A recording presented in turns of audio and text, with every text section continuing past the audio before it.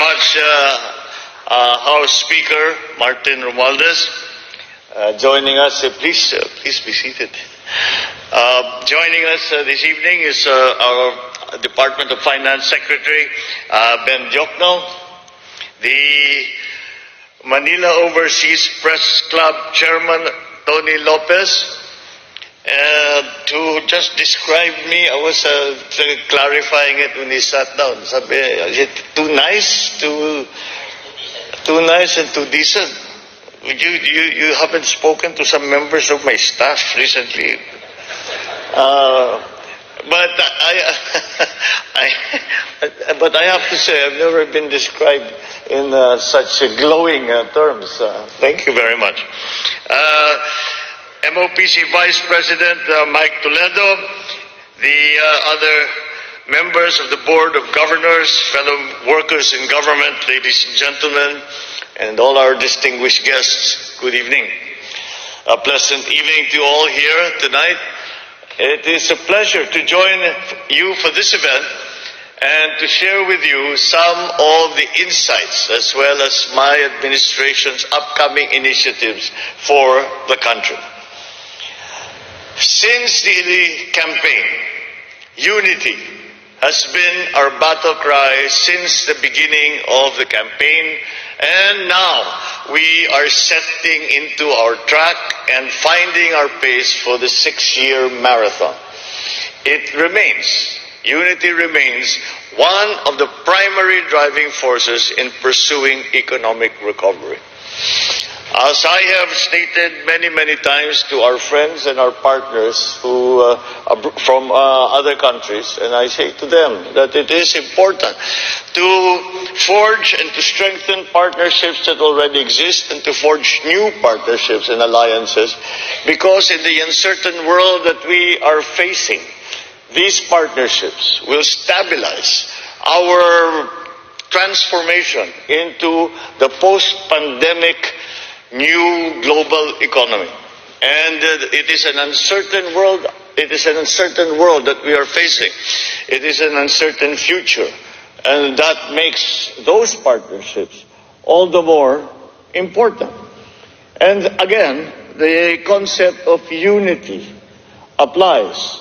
Although it was during the campaign, you could say, a concept, an idea that we brought forward as a message to the people. It still remains as a guiding light to us and saying that what we need to do is to strengthen the lives of each Filipino's capabilities.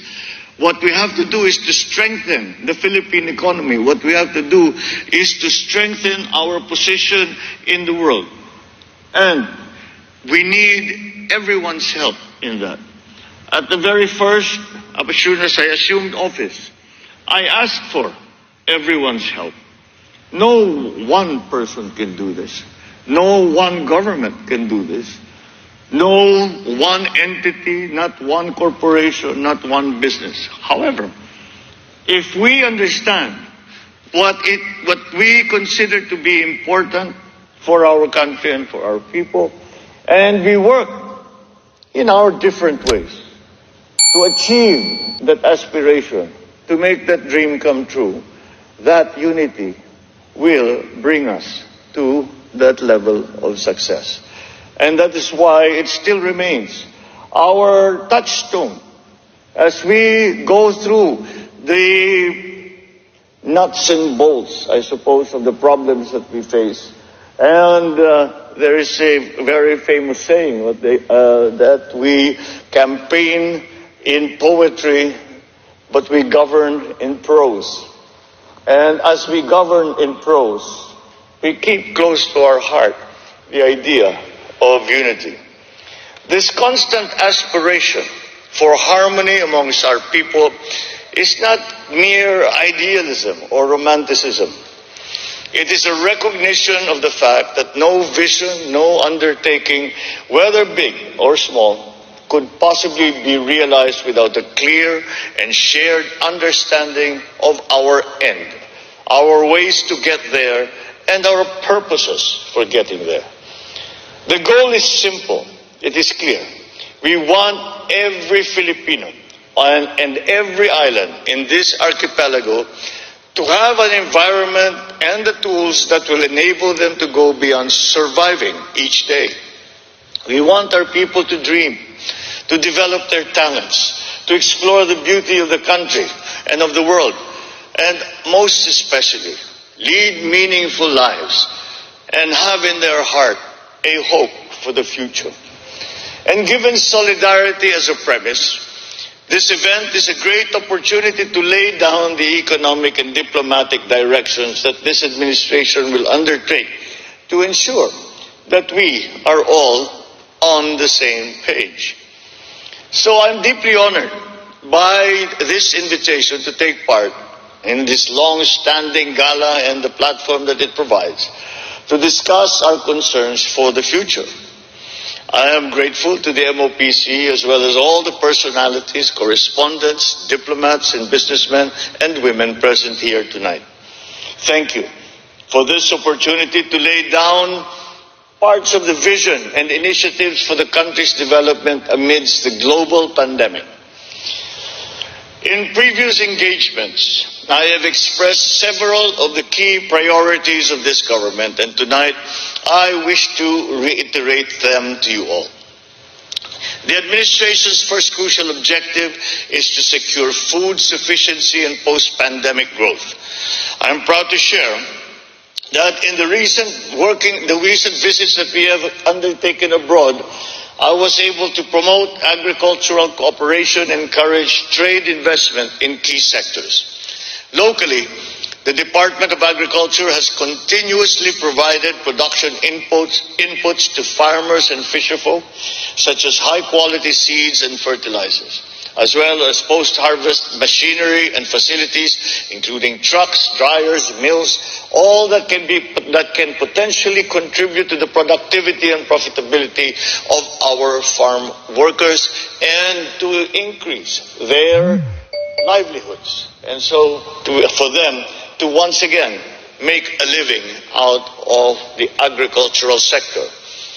The government is also focusing on its agenda of strengthening public-private partnerships and sustaining the robust infrastructure initiatives of my predecessor with our very own flagship, and I think it was described, Build Better More infrastructure agenda. We need efficient infrastructure systems to serve as the backbone of the economy. There are certainly difficulties and challenges in the global arena, but we remain resolute in our efforts to cushion the impact on the Filipino. So we enjoy not only government and industries, but also the public to help in sustaining the positive trajectory of our socio-economic growth. For all our vision and aspirations, I underscore the crucial role of the press in building an active citizenry, one that contributes to the development of our society. The nation counts on media in improving access to information and increasing awareness on issues that affect our country and the world. Your proactive participation in keeping a well-informed citizenry forms part of our collective goal to empower Filipinos and establish a more robust Philippines.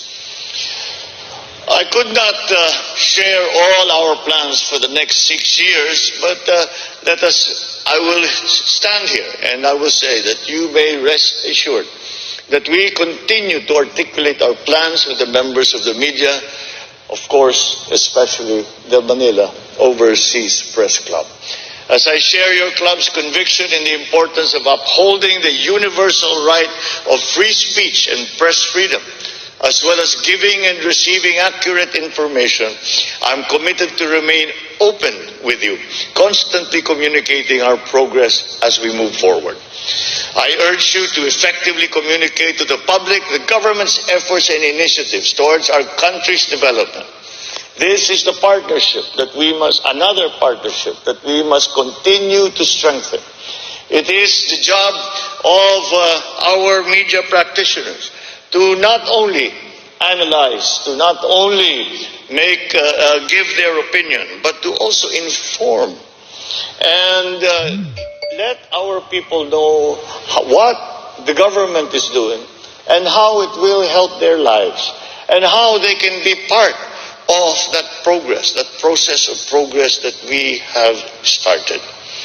Under my lead, we will support and protect the rights of the media as they efficiently perform their duty. Whatever difficulties we may encounter from this point on, the government will always be ready to lend an ear and to listen to your concerns and to answer all that you may want to know. We will not be your leader, but we will be your partner as we work together to see the full promise of the Filipino nation fulfilled in the days and in the years ahead. I thank you all once again for this opportunity and I enjoin you all to pray and hope for the success of our efforts.